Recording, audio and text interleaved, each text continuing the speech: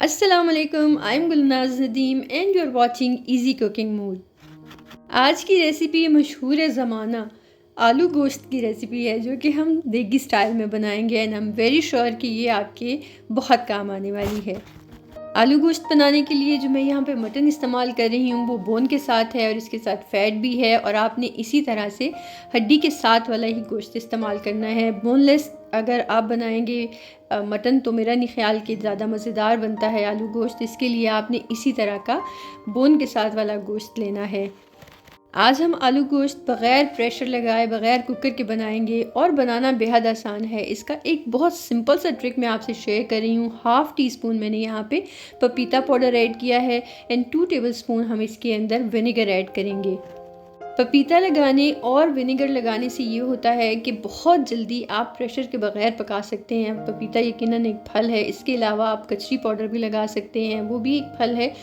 आप ऑर्गेनिक चीज़ इस्तेमाल कर सकते हैं इसके बजाय कि आप इसके ऊपर मीट टेंडरिंग पाउडर इस्तेमाल करें। पपीता पाउडर और विनेगर लगाने के बाद हम इसको तकरीबन आधे घंटे के लिए रखेंगे। अगर आपके पास टाइम नहीं है तो आप इसको फ़ौरन भी बना सकते हैं, लेकिन अगर आप इसे हाफ़ एन आवर का टाइम दे लेते हैं तो बहुत जल्दी जो है मीट टेंडर हो जाएगा। आज की रेसिपी प्रॉपर देगी स्टाइल आलू गोश्त बनाने की है जो कि आप अपनी पार्टी में बनाएं या सिंपल घर पे बनाएं, आपके खाने वालों को यकीनन बहुत मज़ा आएगा। बड़ी इलायची, दालचीनी का टुकड़ा, थोड़े से लौंग और एक बादियान का फूल जो है हमने अलग से रखा है। इसके अलावा आलू गोश्त में जो एक स्पेशल गरम मसाला इस्तेमाल होता है उसकी रेसिपी हम आपसे शेयर कर रहे हैं। समझ लें ये हमारा सीक्रेट मसाला है। साबुत लाल मिर्चें हैं, साबुत सूखा धनिया है, साबुत ज़ीरा है, थोड़ी सी सौंफ है, सब्ज़ी इलायची है, पिपली है, लौंग है, बड़ी इलायची है, बादियान का फूल है और साबुत काली मिर्चें हैं। ये वो गरम मसाला है जो आप किसी भी तरह का मीट बनाते हैं, गोश्त बनाते हैं तो ये स्पेशल उसमें इस्तेमाल होता है। साथ में हमने 1 टीस्पून जिंजर गार्लिक पेस्ट लिया है, दोनों की क्वांटिटी 1 टीस्पून है। Salt and pepper add to taste है। 2 बड़े साइज़ के प्याज हैं, 1 टमाटर है, हरी मिर्चें हैं और 2 to 3 टेबलस्पून योगर्ट यूज़ की जाएगी। अगर तो आप बिगनर भी हैं ना तो ये रेसिपी आप मिनटों में तैयार कर सकते हैं। 1 कप ऑयल लिया है, साथ में मैंने प्याज बारीक चॉप करके इसके अंदर डाले हैं। ऑयल आपने थोड़ा सा ज़्यादा रखना है क्योंकि इसी के अंदर सारा टेस्ट और एरोमा डेवलप होगा, और इस बात का आपने ख़ास ख्याल रखना है कि प्याज जब आप फ्राई करेंगे तो आपने मुसलसल चम्मच चलाते रहना है। अगर आप इनको एक ही जगह पे छोड़ देंगे तो वो कहीं से डार्क हो जाएंगे, कहीं से कच्चे रह जाएंगे। यू कैन सी दैट कि सारे ही प्याज़ों के ऊपर एक जैसा रंग आया है और इससे ज़्यादा हमने इनको ब्राउन नहीं करना है।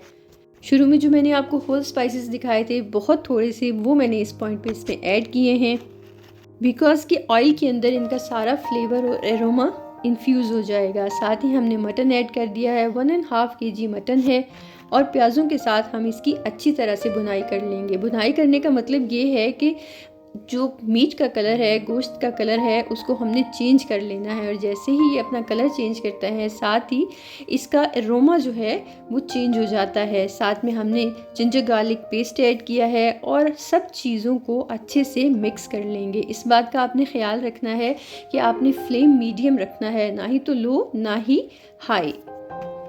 ये छोटी छोटी बातें भी जब वीडियो में बताई जाती हैं तो मुझे इस बात का हमेशा यकीन रहता है कि मेरे वीडियो देखने वाले और सुनने वालों के यकीनन बहुत काम आएंगे। सॉल्ट, पेपर एंड टर्मरिक मतलब कि हल्दी इसके अंदर हमने ऐड की है और ये सारी हस्ब ज़रूरत इस्तेमाल करनी है आपने। 1.5 kg मटन के साथ मैंने 1.5 टीस्पून गरम मसाला ऐड किया है, 1 टेबलस्पून सूखा धनिया पाउडर ऐड किया है। छोटी छोटी चीज़ों की डिटेल्स कहीं बहुत से लोगों को बहुत अजीब लगता है जो कि रेगुलर खाना पकाते हैं, और उन लोगों के लिए बहुत मायने रखते हैं जिनके लिए खाना बनाना एक मुश्किल टास्क होता है। And I am very sure मेरी वीडियो आपके लिए बेहद हेल्पफुल रहेगी। जैसे ही मसाले के साथ गोश्त की हम बुनाई करते जाएंगे थोड़ा थोड़ा सा हम साथ में पानी ऐड करेंगे ताकि हमारे मसाले जल ना जाएं और अच्छी तरह से इनकी बुनाई करते करते सब चीज़ें प्रॉपरली कुक भी हो जाएं और उनका फ्लेवर भी डेवलप हो जाए। जो मैंने टमाटर आपको दिखाया था उसको छिलके उतारने के बाद इसके अंदर ऐड किया है।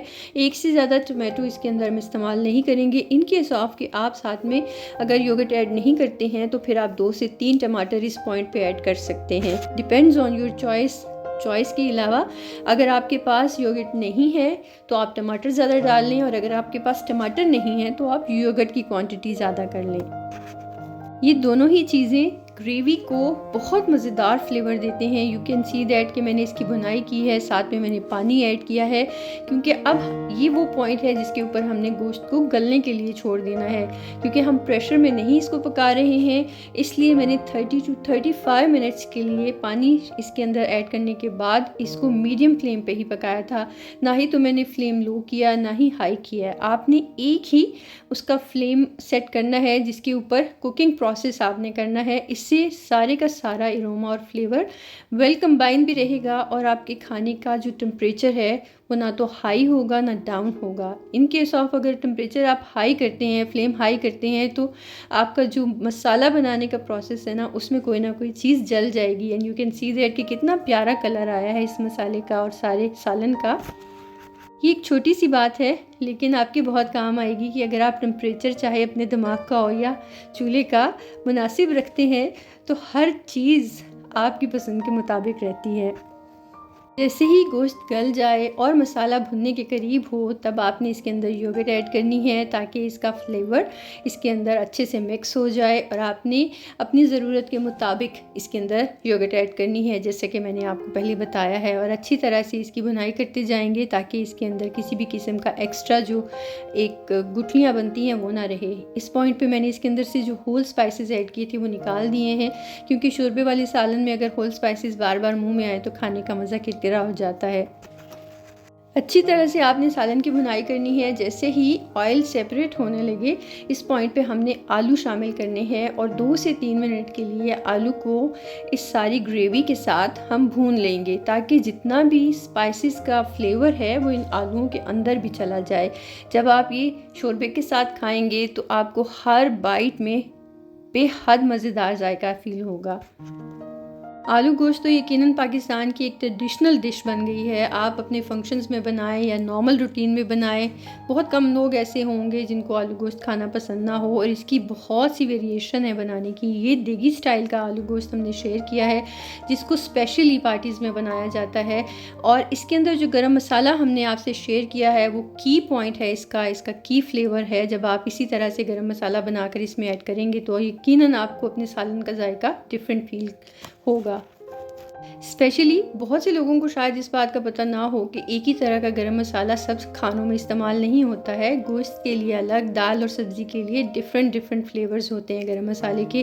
آنے والے کچھ ایپیسوڈز میں انشاءاللہ میں آپ سے وہ بھی شیئر کروں گی اور وہ آپ کے بہت کام آئے گا۔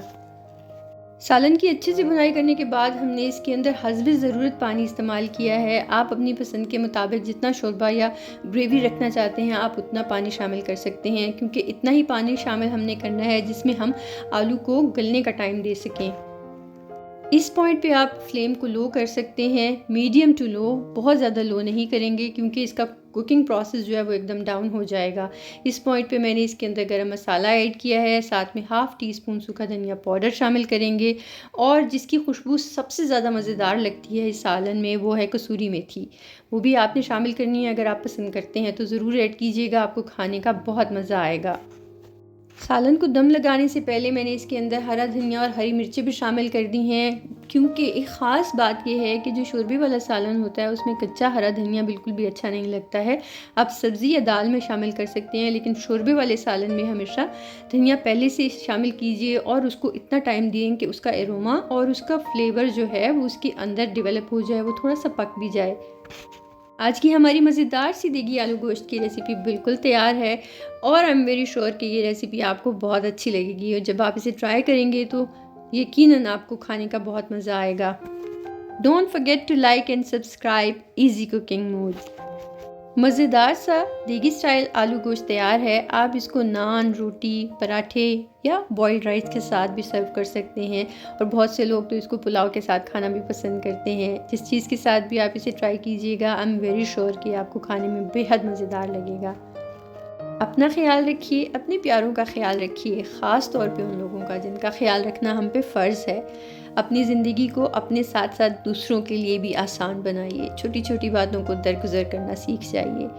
ایک کان سے سننے کے بعد دوسرے کان سے بات نکالی کبھی بھی نہیں جا سکتی ہے، کیونکہ درمیان میں دماغ موجود رہتا ہے۔ اپنے دماغ کو کالم کیجئے، خوش رہیں، آباد رہیں، ہمیں دعاؤں میں یاد رکھیں۔ ملتے ہیں آپ سے بریک کے بعد، تب تک کے لیے رب راکھا۔